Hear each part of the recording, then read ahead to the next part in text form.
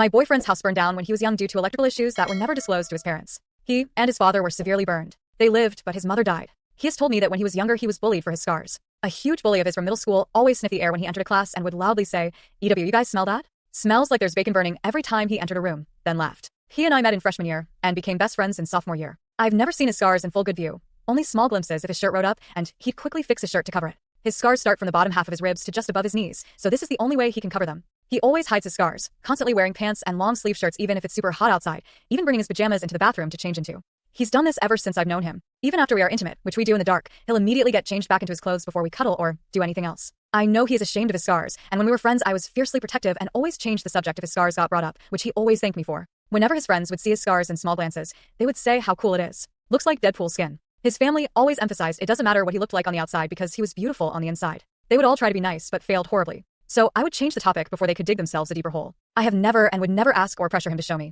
I don't judge his scars or think they're ugly. I thought he knew I wouldn't judge him because some of his dad's burn scars are impossible to cover up. One of them covers half his face, and never once have I judged or even thought his dad's scars were disturbing. He's a very handsome man. They both are, which is why I'm so confused by his reaction and accusations of this. I work weird hours as a nurse, so sometimes I can come home at 9 a.m., sometimes 5 p.m., sometimes the butt crack of dawn. One day I went home and wanted to immediately take a shower. I was in airplane mode and was completely exhausted. I opened the bathroom door and he was getting changed. I saw his scars. I'll admit I stared not because I thought they were gross, but because I was having an oh crap moment knowing I screwed up. He and I have been dating for almost a year. I had to move into his place a while ago after my parents cut me off when I came out and told them I was dating my boyfriend, so I'm not used to sharing an apartment with someone. He blew up at me, yelling at me too. Get out. He had never yelled at me before this. Sure, we got into spats and small fights where he raised his voice, but he never full-on yelled. I shut the door and he went quiet. I was pacing in the kitchen for almost 20-30 minutes when he quickly walked past me trying to leave when I stopped him. He was pissed, yelling at me that he thought I would know how to knock by now and questioning if I did it on purpose. I was trying to explain while trying not to cry because I saw how red his eyes were. I knew he was crying. I couldn't say anything and just made incomprehensible sobs as I tried to explain that I was, but he wouldn't listen and left without saying where he was going.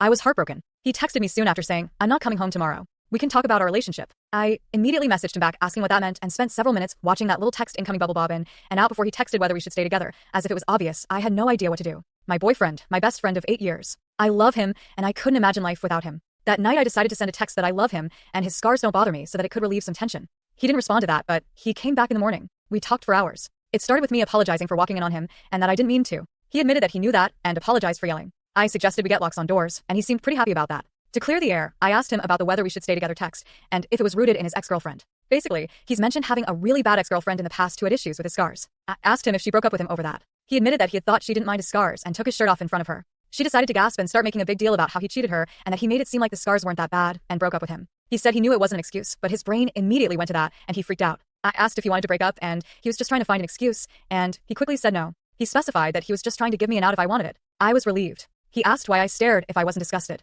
I said that I had an oh crap moment of panic, knowing I screwed up. He felt awful and apologized for making me feel so uncomfortable in our home, and that he'd try to work on being more comfortable with his scars. That's when I suggested therapy. He instantly got defensive, saying that he already had therapy and it didn't work very well. I pointed out that the way he wants us to live isn't healthy, that we can have locks and a not before entering policy. But him expecting me to never see him undressed was unfair to both of us, that it was his insecurities getting worse and me enabling it. He was dismissive of these points, saying how it wouldn't change things. It didn't work the first time. Why would it work now? I pointed out how he almost threw out a 9-year-old relationship over me accidentally walking in on him. He tried to say that locks would help stop that from happening again, and it might. But I don't want you walking on eggshells either. I want you to be comfortable with me. I want you to trust me. He begrudgingly agreed to talk to his dad about what therapist he went to and going to see them. I also asked him about going to couples counseling, and he just stared. He asked something along the lines, "Why do you care about seeing my scars so much?" You didn't care before. Not mean or aggressive, just genuine confusion. I kinda laughed awkwardly and said I thought that you would show me on your own when you're ready, but I don't know about that anymore. Baby, I love you, but I don't want you to feel like you have to hide your scars from me. Nor do I want you to worry about me breaking up with you over seeing your scars. I love all of you, including your scars. He started crying and I comforted him. He said he didn't want me to be stressed out in our home and that he was sorry. He was a lot more open to couples counseling than personal therapy, which was a half win that I'll take. We talked about our future some more, and I asked if he ever thought that he'd be comfortable with me seeing his scars. He said that he wants to show me, but he's not ready yet. I was happy to accept that, especially since he's agreed to couples counseling and therapy. I am so proud of him. Therapy seemed to be working. After weeks of struggles, where he would shut down, get irritated, and even consider giving up, we finally started to see progress. Small victories that, to other people, might have seemed insignificant, but to us, they were huge. He no longer hid as much at home. It wasn't like he had suddenly become completely comfortable, but he started allowing himself small freedoms. He left his arms uncovered when we were alone, changed his clothes without locking himself in the bathroom, and for the first time, he slept shirtless beside me. I remember the first time it happened. It was a hot night, and he hesitated before lying down next to me. When we turned off the lights, he remained still for a while, as if waiting for something. Maybe he expected me to react somehow, to say something. But I didn't do anything except snuggle against him, just like I always did. I felt his body relax slightly, and he let out a breath, one that I hadn't even realized he had been holding. That was the beginning of a new phase. Slowly, he started to act as if he no longer needed to hide so much from me. He let me see him for real, without the constant barrier of clothing. It wasn't entirely natural for him yet, but I could tell he was trying. I was happy. I thought that finally, after everything, we were okay. But then, strange things started happening. At first, it was small things. He became distracted, lost in thought. Sometimes, I would call his name, and it would take him a few seconds to react, as if he hadn't even heard me. His messages, which used to be quick replies, started taking hours.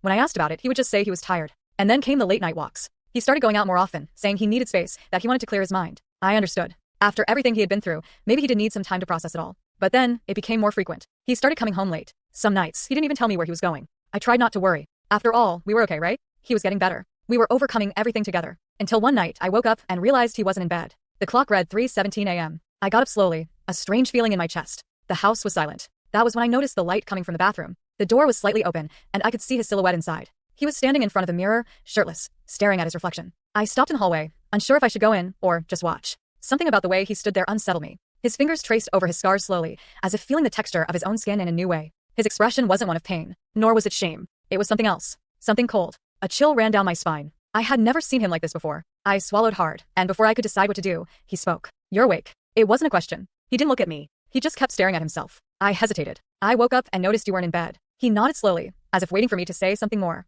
"Are you okay?" I asked, trying to sound calm, even though something inside me screamed that something was wrong. It took him a few seconds to respond. "Yes," but his voice didn't sound convincing. There was something about that moment, that silent night, that way he looked at himself, that made me feel a strange kind of fear. A fear I couldn't explain. And it was there, in that quiet moment, standing at the bathroom door, that I realized that maybe, just maybe, I had made a mistake. I thought I was helping. I thought we were healing together. But something inside him had changed. And I didn't know if that was a good thing. The next day, he was different. Quieter, more distant. When I reached out to hug him, he hesitated. Something inside me twisted, but I tried to ignore it. I thought maybe he was still processing everything, still stuck in his own thoughts. But then, he said those words. "I need some time." My heart stopped for a second. What? He wouldn't look me in the eyes. I don't know. I just need to think. Think about what? My voice came out shakier than I wanted. He ran his hands through his hair, took a deep breath, and finally looked at me. But there was no emotion in his eyes. No love, no pain, nothing. About all this. About us. I stood there, feeling the air leave my lungs. I didn't know what to say. After everything. After fighting by his side, supporting him, staying even when he pushed me away, even when he yelled, even when he didn't want to be helped. I stayed. And now, he wanted time.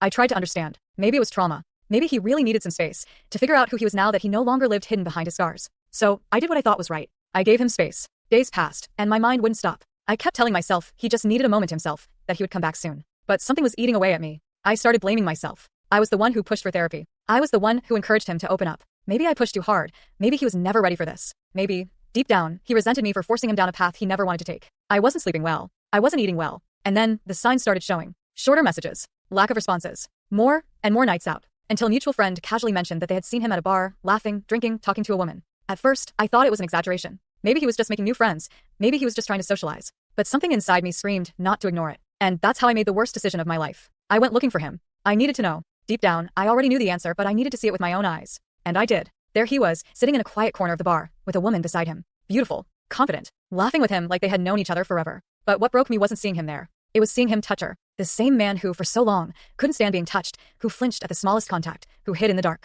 Now there he was, his hand resting on her knee, leaning in, whispering something in her ear. My stomach churned. I blinked a few times, thinking maybe I was imagining things, but no. It was real. And then, he kissed her. That was when I felt like I had been punched in the chest. I had to get out. Crossing that street felt impossible. My legs were shaking, my breathing uneven. My heart didn't want to accept it, but my mind was already screaming the truth. He didn't need time. He needed to get rid of me. He didn't want me anymore. And, the worst part? He was just waiting to feel good enough to leave me. When he was insecure, when he felt ashamed, I was good enough. But now that his confidence was back, now that he no longer felt the need to hide, he went looking for someone else. The man who, for years, made me believe he would never be accepted, that he would never be touched without disgust, that he would never be desired, was now using that newfound confidence to replace me. I got into the first taxi I saw. I made it home without knowing how I managed to hold back the tears. And when I closed the door behind me, my world collapsed. I cried like I never had before. It wasn't just the betrayal. It was the pain of knowing he never loved me the way I loved him. That all this time, I was just a crutch, a stepping stone for him to climb back up. And now that he was fine, he didn't need me anymore. At first, I cried every day. The betrayal ate me alive. I kept wondering what I had done wrong, at what point I stopped being enough. After everything I had been through by his side, after giving him my all, after being patient, after fighting for him when he couldn't even fight for himself, he just threw me away.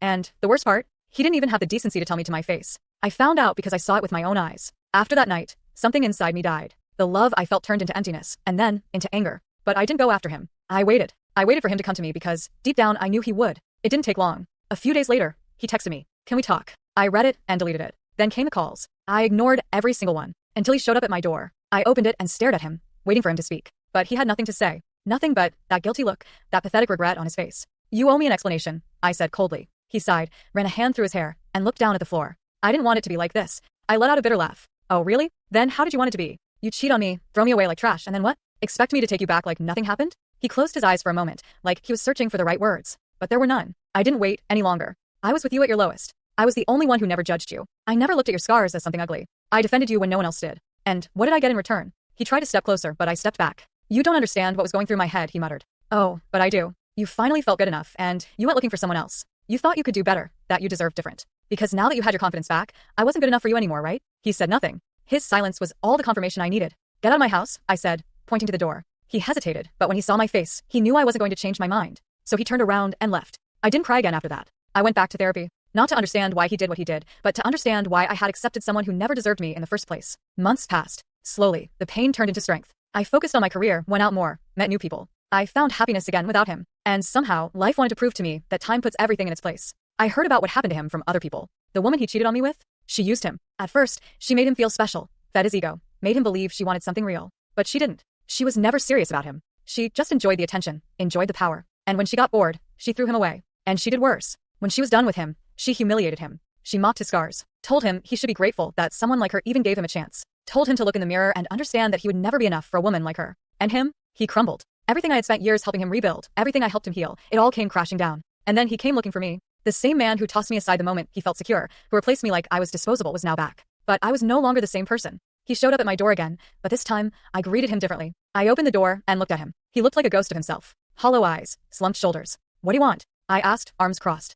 He hesitated, unsure how to begin. Oh, please. I already know. She treated you like trash, didn't she? He swallowed hard. I just wanted to talk. Talk about what? About how you chose someone who used you and tossed you aside. About how you threw me away for someone who never gave a damn about you. He had no answer. You're a coward, I continued. And I do feel sorry for you. But I'm not your safe place anymore. He looked away. You were always the only one who really saw me. I let out a dry laugh. And you're just realizing that now? Now that she's done with you? He shut his eyes, as if trying to block out the truth. I'm sorry. No, you're not. If you were, you never would have replaced me in the first place. Silence filled the air. And then I delivered the final blow. The problem isn't me. The problem is that you were never man enough for a woman like her. The impact was instant. I saw the shock in his eyes, the way his face went pale. But I didn't stop. And now what? Now you want to run back to the one person who loved you when no one else did? The only person who ever stood by you? He opened his mouth to respond, but I didn't let him. It's over. I'm done fixing you. And I closed the door. This time for good. Time passed. Things changed. I changed. But something still makes my blood boil when I think about the past. Today, I'm doing well. Better than I ever thought I would back in those days when I could barely get out of bed, when my body felt unbearably heavy, and my mind tortured me with the same question over and over again.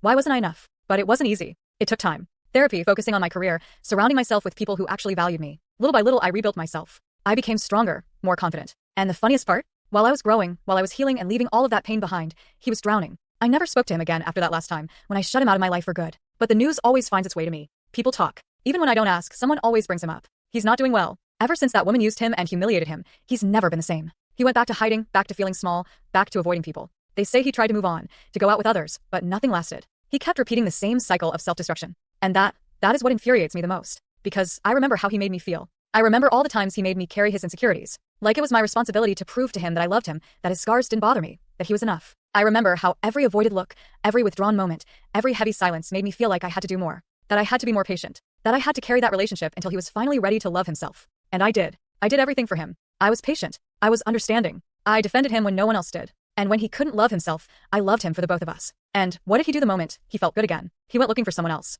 He chose a woman who never had to fight for him, who never had to carry his burdens, who never had to stay up at night convincing him he was loved. A woman who only showed up when he was already whole. And she destroyed him. Funny, isn't it? I spent years rebuilding a man who, in the end, ran to someone who never had to see his scars in the dark, who never had to walk on eggshells trying not to break him. And now, he wants to look at me again. Now that he's been stepped on, humiliated, thrown away, he wants to come back? I still get angry when I think about it. Because when he was at his lowest, when he needed someone to hold him up, to take the weight of the world off his shoulders, I was good enough. But when he felt strong, when he finally had the confidence he always wanted, I was disposable. And that's why he left me. That has always hurt more than the betrayal itself. Knowing that, deep down, I was never the woman he wanted. I was just the woman he needed, until he didn't anymore. And now that he's fallen back into that same darkness, suddenly he remembers me? No, not this time. This time, he can drown on his own. Because I'm not that woman anymore. The one who desperately tries to save someone who would have never done the same for me. He didn't realize what he had until he lost it. But now it's too late.